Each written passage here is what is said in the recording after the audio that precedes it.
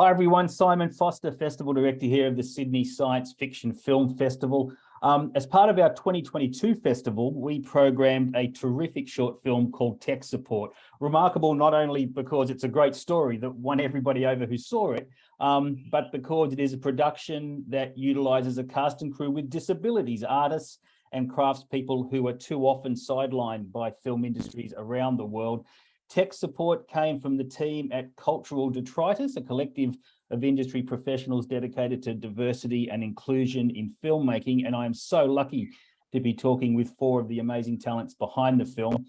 First of all, I want to say hi to the composer from the film, Izzie G. Hi, Izzie, how are you? Doing all right. That's good, good. Parson Brown, production designer and co-star in the film. Hello, Parson. Hello, thank you for having us. The wonderful lead actress, and should I add to that, best actress nominee, Miss Megan Clancy. Hello, Megan.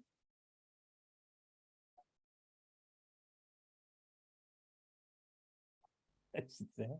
Might be an audio issue. Hi, and Carl Hansen, producer and director, and the man behind Cultural Detritus. Welcome to the chat, Carl.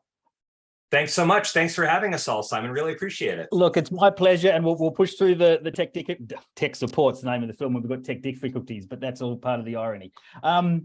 Before we talk about the broader issues regarding disabled representation in filmmaking, I want to talk about tech support. It takes place in this sort of future world / alternate reality. Where did the concept originally come from?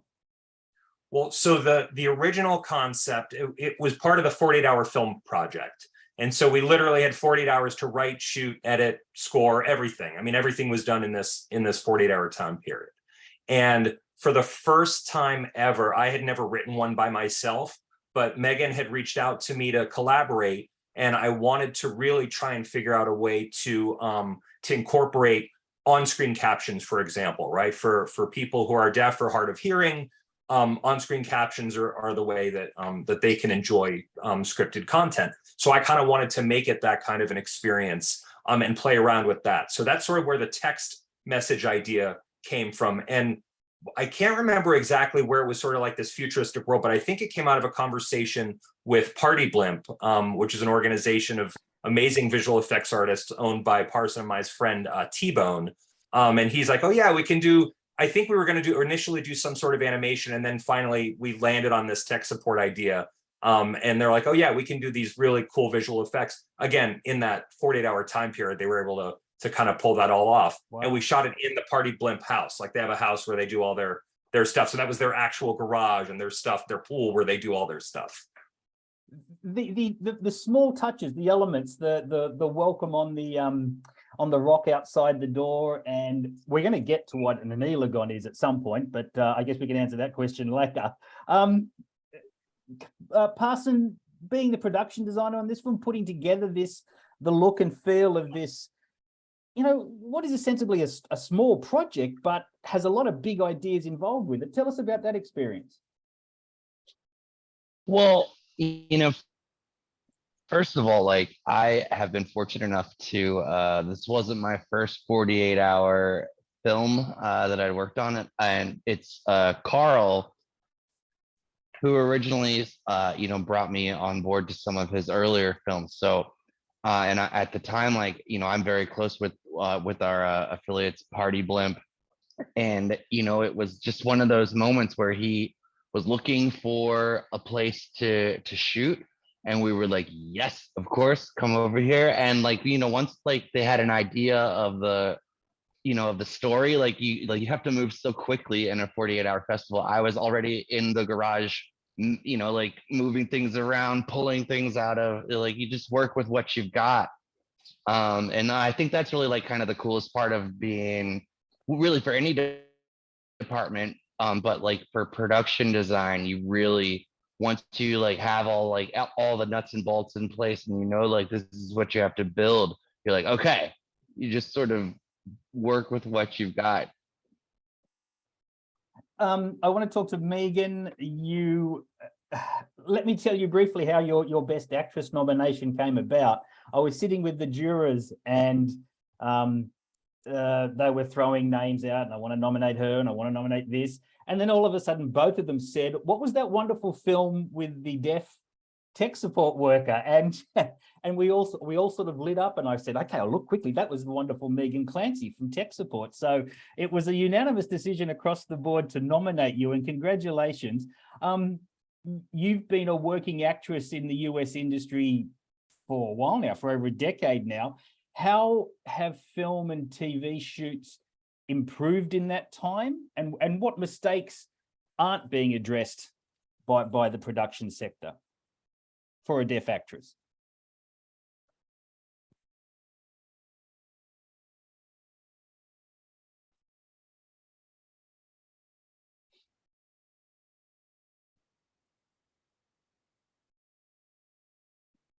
Is that, are you able to hear the question, Megan? No, the interpreter cannot hear anything. I can hear you clearly. The other person is totally mumbled. Okay, so I'm just gonna quickly say what Simon just said was congratulations. I will do my best, Simon, to reiterate. Okay, sure. But congratulations on your Best Actress nomination. How that kind of came about was the jurors, they were sitting around talking about it, and then unanimously, unanimously, both jurors said, who is that wonderful deaf tech support actor that was in that film? And Simon looked it up and saw that it was you, Megan Clancy. And so that is how that came about. But in terms of your acting experience, you've been acting for over a decade. How have productions either improved or fallen short when it comes to working with deaf actors?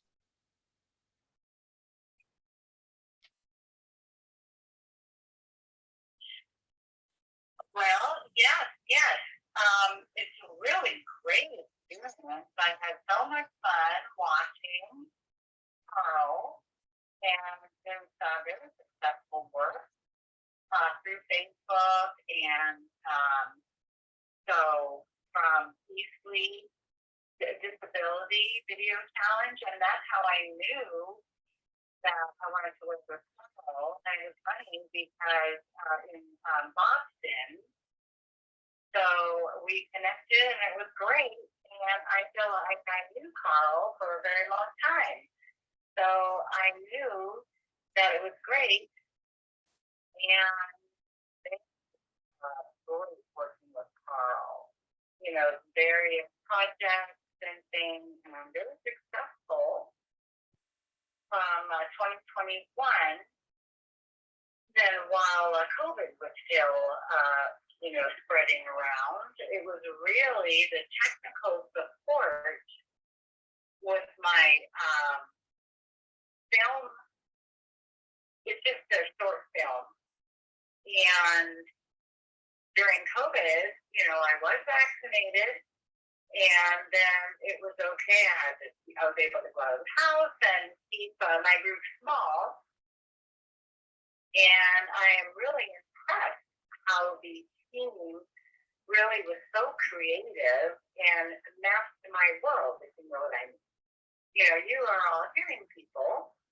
And so I was impressed that how we fit into the character with all these hearing people and myself being deaf. So that was a great new idea. And I loved the idea, with the computer and the creativity, science with the computer, fixing all the technology. And that was with Dr. Brown, and it just was great, very, very creative, and it looked so realistic, with the garage and everything, and the people. I am so impressed with that, and how it's great. I'm very impressed. And, I am an actor, but I love to see how people's minds work and how we work as a team. So it was a cool experience. I loved it. It's your creative world, and that's what I liked about it. I love you guys. Great. By the way, super quick, I didn't even think about it, but you were Doc Brown in the film Parson. I didn't even think even though your name was Dr. Fred something, named after my dad, but because his last name is Brown, Doc Brown works, like from Back to the Future. I love that. I was also just reminded of that. That was a joke on set too. Yep.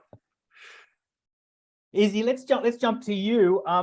Legally blind since birth, but creating some beautiful music. Go to Izzie G official on SoundCloud and Metapop, and on Linktree, just go to Izzie G to see all your work up there and how to get to it.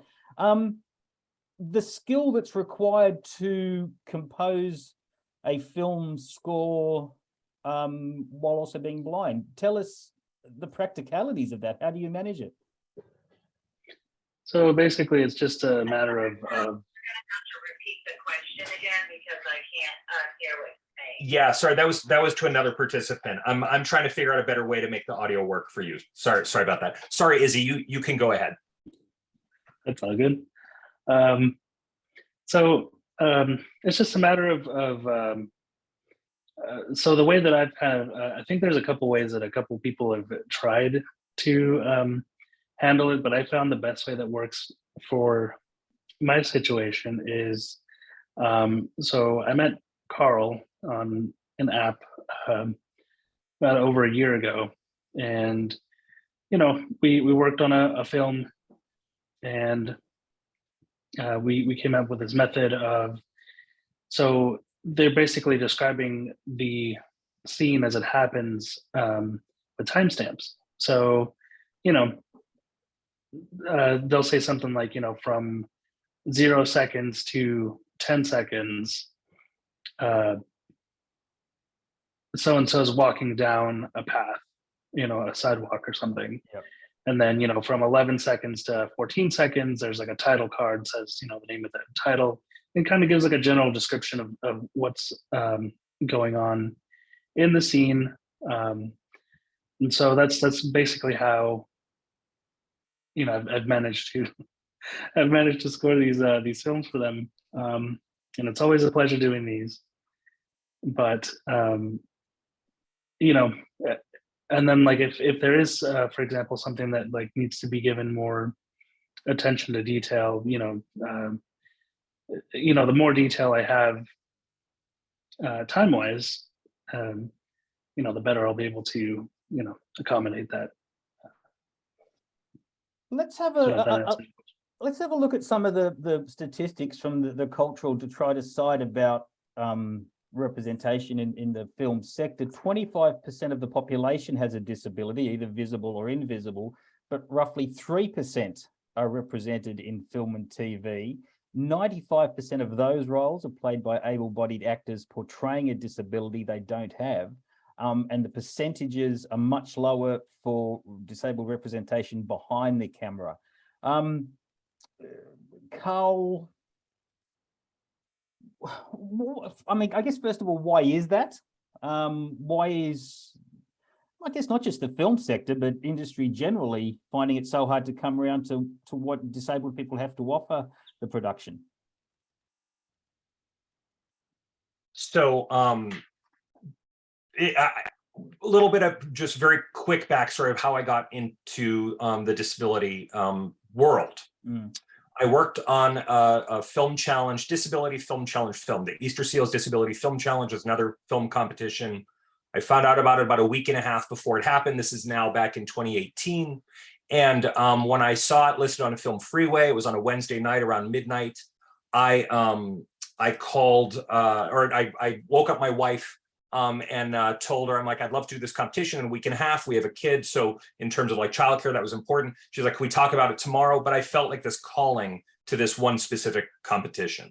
So when I did the competition, and there's a lot of stories that go along with that particular competition. when we did it, we ended up winning best film in this competition. And in doing so, I was thrust into the disability entertainment world, where I got to meet various kinds of people. I got to meet Megan. I think I met Megan initially through the 48-hour film project, but then we were able to work together on some disability film challenge films. But through those experiences, and really through making that 2018 film Checkmate, I learned these horrifying statistics. And there's been disability in my life, since I was born. Not myself. I personally am not disabled, but my dad and most of his side is hard of hearing. My cousin, in one way, is on the spectrum, though undiagnosed. So it was just a part of the fabric of my life. It wasn't anything that really I paid attention to until I did the film competition. So when I did the disability film challenge and I found out 25% of the population has a disability, less than 3% are represented in film and TV, I had that very same question. Why? Why is that? And I started learning all the systemic barriers that have existed that have not allowed for people with disabilities to be included in the entertainment industry. And, we have a number of friends who are wheelchair users. So I'll just quickly use this as an example, but wheelchair users who are actors.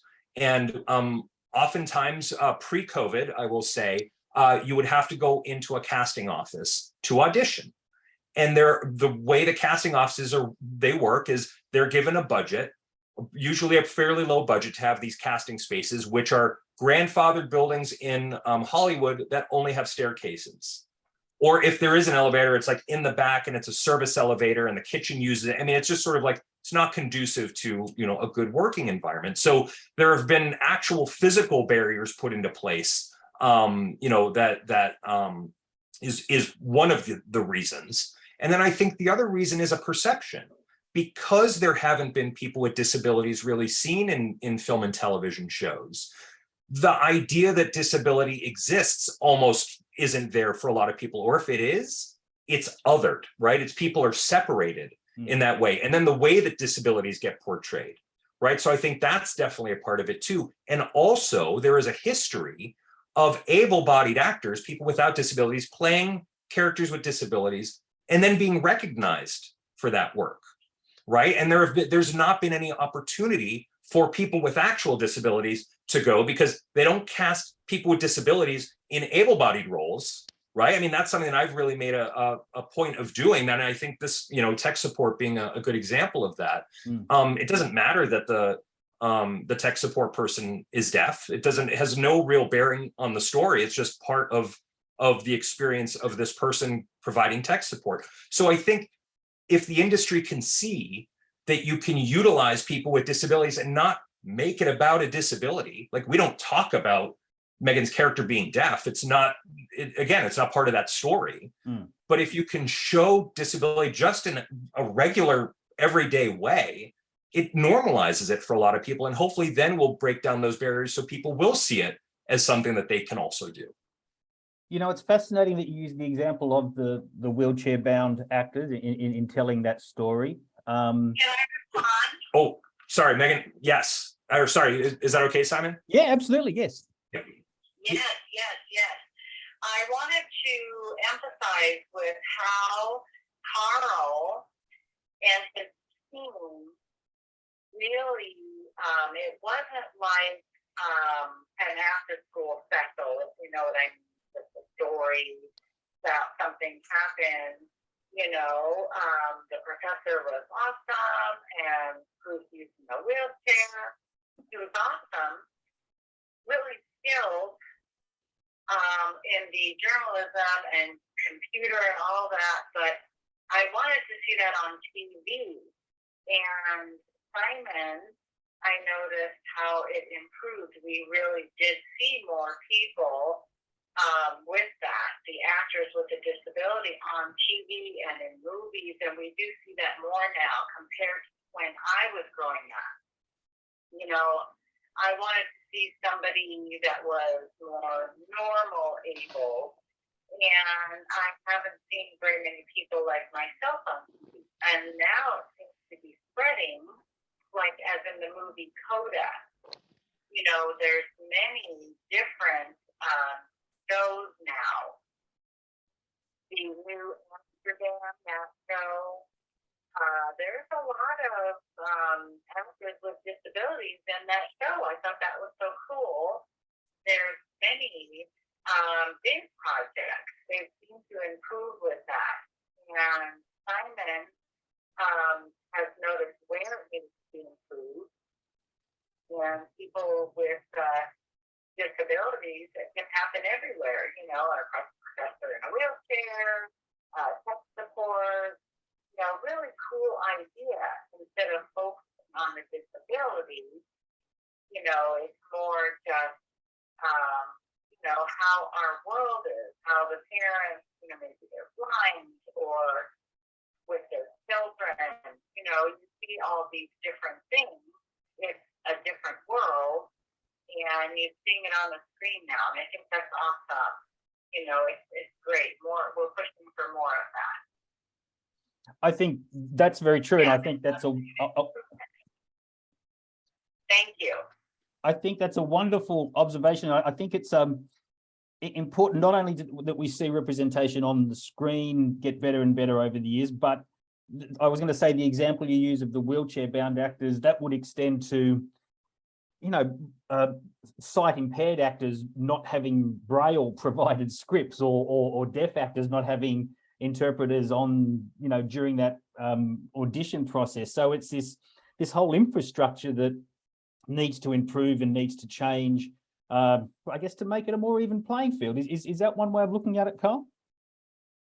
100%. Yeah. And I think you're absolutely right. And I think there's also, you know, something I want to talk about in terms of industry perception too, is that hiring somebody with a disability is like more expensive, right? It's this idea that's like, it's more expensive to hire somebody with a disability. And first and foremost, that's not true. Because it's like, oh, do we have to hire then an interpreter, or, oh, we need to get a special trailer? And it's like, when I think about accommodations made for A-list movie stars who need very specific things, and then they also need $20 million, and all these things that kind of go along to having that kind of talent, to then relegate any other person to be like, no, you're too expensive, is a ridiculous concept in the film and entertainment business. Also, we work in a business where every day the grip department can build a ramp for a camera, right? They can actually build an accommodation for a piece of equipment in order to get it from one place to another. Why can't we do that for a human being as well, right? I think it's changing people's ideas of what can be done with what already exists, and making people realize like, oh, we can do it this way instead. People just, again, have this sort of othered idea because disability hasn't been a part of entertainment really. And also, by the way, how disability is shown, like Megan was referencing in terms of like that after school special mentality, you know, of feel sorry for this person with a disability, right? Or, oh, that because that person has a disability, they're a villain, right? Sort of like the way that sort of villainization happens, or inspiration. It's like, man, they're an inspiration because that amputee put their pants on. And it's like, that's what they do every day, right? It's this, the way that it's been presented. I'm sorry, I think I might have gotten away from your question. Did I answer the question? No, that's exactly right. That's exactly it. I want to ask Izzie, and you know, I'm coming at this from a film watcher, but Izzie, in the music sector, does being blind bring with it any kind of industry perception that you've come across that's detrimental, or is it less so? Honestly, I don't think it really. I don't think it really affects much. I have a friend who does sync licensing, and I think the only reason he's ever had to mention that he was blind was because a couple of metadata programs that they use for that specific library were inaccessible. But like, other than that, like his disabilities never come up. So I think it's just like there's apprehension in hiring somebody who, you know, does have visual impairment in a lot of industries. So I think that stigma just kind of carries over to, you know, to this as well. And Parson, working opposite a deaf actor and creating an on-set chemistry. Tell us about that experience, the fulfillment of that.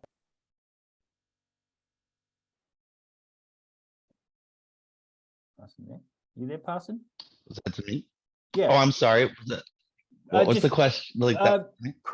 Sort of working opposite a deaf actor, finding the chemistry on set, and bringing that aspect to the character's role and the production. What is that like? I imagine it's a certain type of fulfillment. I'm so glad you asked that because,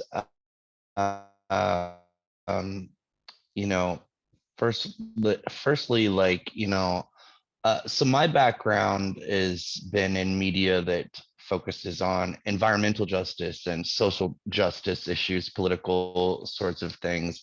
And so I've sort of got that activist vein in my, you know, in me already. And one of the first people that I met when I moved to Los Angeles was Carl, who brought awareness to me about the issue of, you know, underrepresentation in the industry. And, you know, as somebody who tries to consider myself to be, you know, open-minded and always looking, you know, on the lookout for injustices, it's something that I had not really thought about so deeply. And through the work that I've done with Carl on many of his 48-hour projects, I have met, you know, so many talented people with, you know, a cascade of, you know, differences. And, you know, Megan and I, you know, have worked on several things together now. And we like, you know, Megan and I are now, you know, we're like quite good friends. And, you know, communication with her is, you know, it's something that I had to learn. Communication with a co-star is always, you know, like we had never met each other until the day that we, you know, were thrown into the chaos of the 48-hour film. And she was fantastic. There was a moment where I had to like sort of shake her, and I was, you know, we had to communicate like, okay, I'm gonna do it now, you know. And she's a good sport. And I think that just treating each other equally and trying to find ways to laugh in between takes is really like the best way to go about it. I want to put this, I guess, to Carl most of all, but to all of you. If everything changed tomorrow and all you hoped for and are working towards came true, what would the industry look like? Oh man, I think the industry would look like really, I think, what the actual population looks like. My mom used to work for the Census Bureau, and so I learned about demographics at a very early age. And you know, when I think about representation across the board, right, it has been lacking, right? When we talk about these diversity and inclusion initiatives, like they're really pressing hard to talk about diversity and inclusion. What oftentimes happens is disability is left out of that conversation. I mean, there are like major studies that have been done about diversity and inclusion that don't even address disability. So I think what the industry would look like is just a more accurate representation of what the world actually looks like. Doesn't mean that we're not going to see different perspectives, right? You're always going to get a point of view, you know, and in fact, by opening, you know, the entertainment industry up to all of these different voices that have not had an opportunity to express themselves, you're going to see some stuff you've never seen before. And for me personally, like that's super exciting. Like what Parson was mentioning, like we've done a number of projects together, and we've been working with a lot of different kinds of people with disabilities, people without disabilities, but it's been sort of like this really coming together of everybody. And, you know, the same way, Parson, you were talking about having to figure out how to communicate, you know, with Megan, that's true every time, right? It's like, it doesn't matter, you know, if somebody is deaf or otherwise. Like I also, you know, had to learn, you know, how to communicate, say with my dad, who was hard of hearing. I had to figure out how to raise my voice significantly, which causes some issues in my daily life now because I have a very loud voice. But but it's like you adapt and you change to the circumstances based on what's around you, right? And that's, I think that especially like being in entertainment and being in film and television production, like we adapt every day to different locations. We adapt, you know what I mean? It's like, again, those transferable skills of what we already kind of do, bringing it to you know, the real world essentially, and learning how to do that with other people. But I think, you know, the short answer to your question, Simon, is that it's just a more accurate reflection of the world at large. And Megan, Absolutely. Yeah, Megan, from your perspective, if all you hoped for as a deaf actress came true tomorrow, what would your workday be like?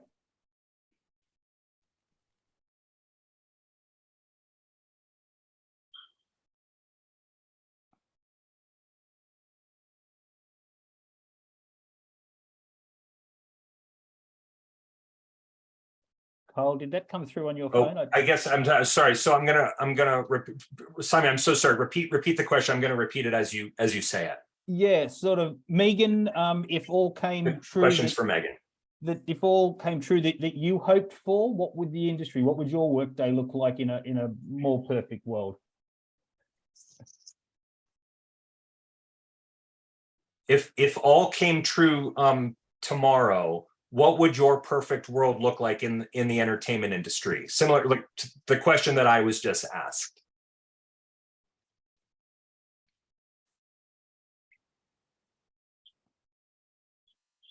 So do you mean as an actress or as a regular person? What do you mean by that? As an actress, as a working actress, who just also happens to be deaf, what would a better As an industry look actress like? or a working actress that also happens to be deaf, what would the world look like? A better world. A better world. Well, of course, yes, it would be more opportunities for other to find more work, and not just focus on deafness. I'm looking for a deaf actress. Maybe it could be other things as well. You know, teachers or doctors.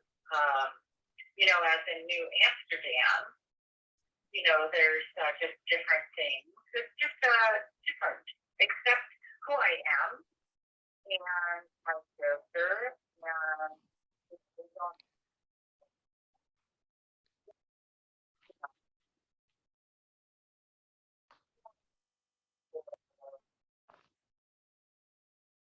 Just dropped off there a bit, Carl. so like a family or something like that, you know, just like the Disney Channel, you know, just it would be so cool as the character as an artist, or you know, to match what is like my perfect world would be to do different characters, something that I can offer, you know, if you know who I am. And I am different from,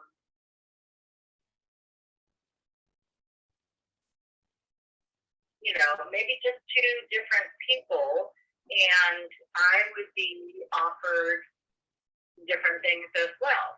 I have to be creative and with my story. So I love to see a project that requires that they must hire people with disabilities, like schools or offices, or you know, they require a specific number of people with disabilities as far as race or disabilities of men or women, or just different things. I would like to see that in the acting world as well, like it is in the office and everyday work. I would love to see that. And also now I know there's a New Amsterdam, they have a writer who is deaf.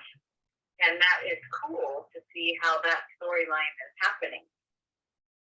So it's collaborating with the character, and both in front and behind of the camera.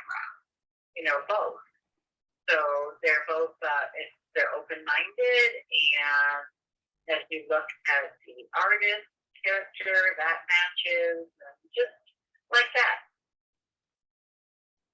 And I can lip read well. I can lip read pretty well. But, you know, there's a police show, and with my abilities, I could do that. Or, you know, just different who I am. I'm a little different, but, you know, I have different different abilities. And normal to be an actress on screen with a disability. I think that would be nice, and that would be happening more and more and more on TV and screens and from independent projects. And I think that would be great. Not just once in a while. I think that should happen. I would love to see that more often. Yeah, that would be my perfect world. And also, you know, the VRI, if they could have an interpreter, you know, accessible. I would like, and also to see some wheelchair users. No, you know, there's no elevators, and you know, they just have to, you know, get up the stairs by calling. You know, I've heard awful stories. I would like to see more ramps or an elevator to some of the different sets and things. More matched with everyday abilities. Thank you. Yeah, that's a great question. Thank you. By the way, and I just super quick want to address, you know, there's a thing called universal design that is now being used in a lot of tech apps, so that, you know, it really can be used by everybody. And, you know, there's some examples of technology that we use today, like Siri, for example, on-screen captions, right, were originally designed for hard of hearing or deaf people to use. And now 80% of people use captions, right? So it's sort of like this thing that you make it universally accepted in whatever that design is. Or like, why do staircases even have to exist in that way? Like, I've seen these zigzaggy things that take up sort of the same amount of space, and why not design it that way? But the world was not built with universal design in mind. And if it is, and we're able to kind of do that more, we're going to see that more and more, removing those barriers, not just the physical, but the systemic and perception barriers as well. I hope we get to a point soon where we're able to look back at the world we once lived in and just say, what were we thinking? Why was this not inclusive from the start? It seems ridiculous in 2020 that we're even 2022, we're still talking about this. So hopefully significant change is not too far away. Yeah.